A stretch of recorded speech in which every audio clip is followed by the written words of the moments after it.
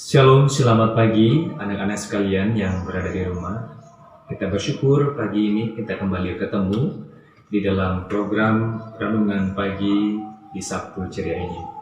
Anak-anak sekalian, tidak berubah seperti biasanya, kita tidak lupa untuk datang kepada Tuhan untuk memuji memuliakan namanya.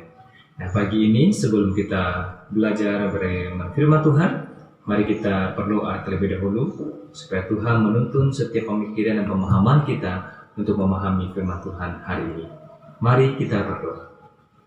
Bapa kami yang di surga, yang kami puji dan kami sembah, kami muliakan di dalam nama Tuhan Yesus Kristus.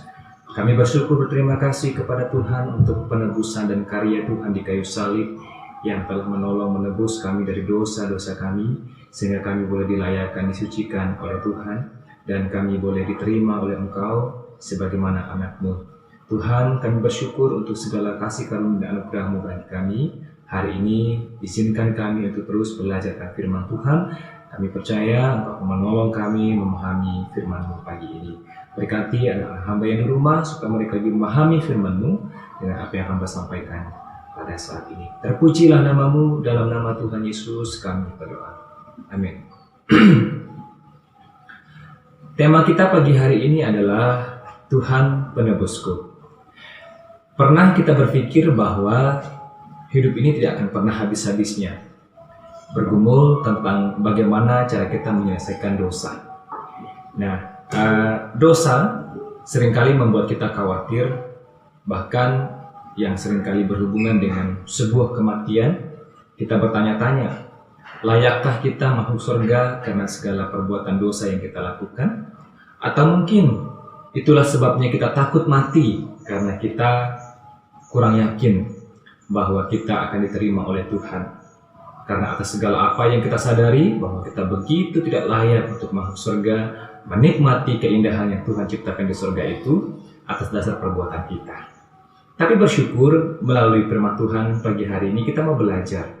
Adakah jaminan yang pasti yang membuat kita yakin, percaya sepenuhnya bahwa ketika kita memegang janji itu, kita sudah diselamatkan?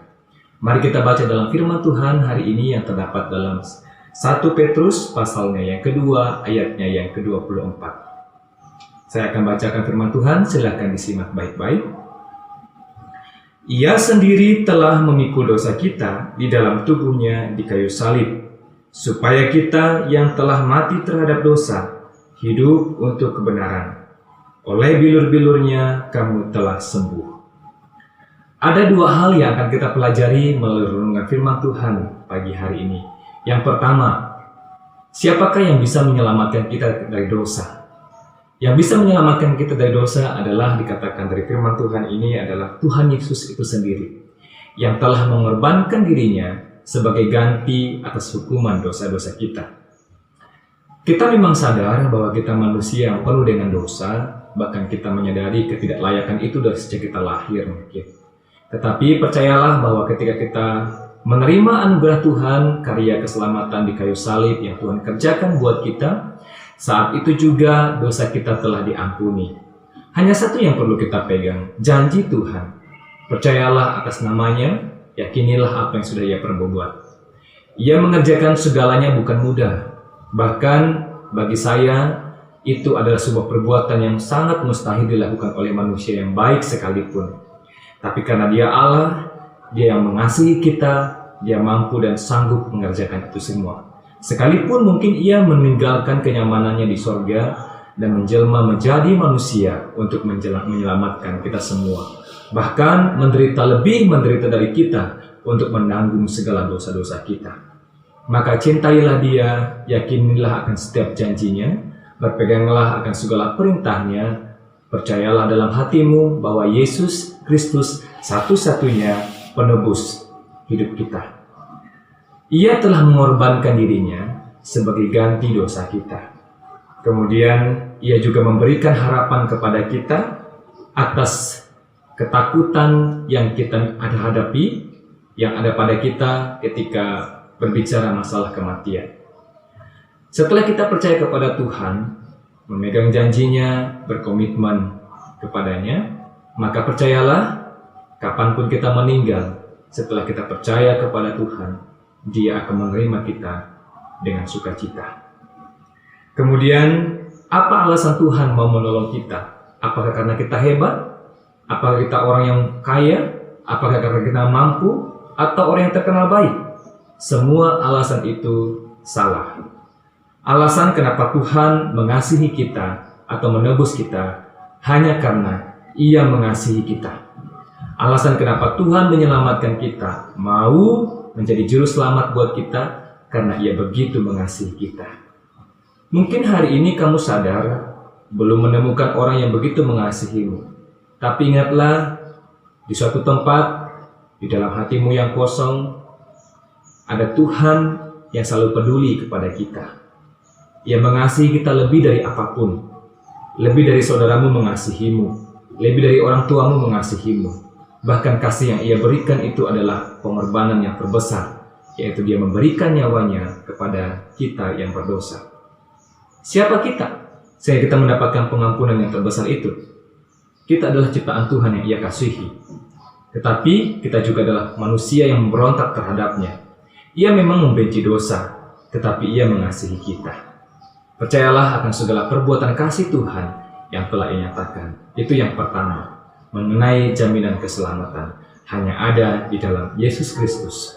Yang kedua, setelah kita diselamatkan dan menjalani kehidupan dalam dunia ini, apa yang harus kita lakukan? Teman-teman, sobat muda sekalian, setelah kita diselamatkan oleh Tuhan, di dalam firman-Nya mengatakan di ayatnya yang berikutnya, supaya kita yang telah mati terhadap dosa, hidup untuk kebenaran. Kamu sudah percaya kepada Tuhan, namun hidupmu jangan disia-siakan. Kesempatan yang Tuhan berikan kepada kita semua adalah kesempatan untuk berbuah bagi banyak orang. Berbuah artinya setelah kamu mendapatkan kebenaran itu dan kamu mendapatkan jaminan, maka kebenaran itu juga akan berefek samping kepada banyak orang. Kerjakan apa yang bisa kamu kerjakan, hal-hal yang baik. Muliakan Tuhan dengan hidupmu dan lakukanlah itu dengan setia dan berkomitmen kepada Tuhan. Hidupmu bukan lagi milikmu sendiri.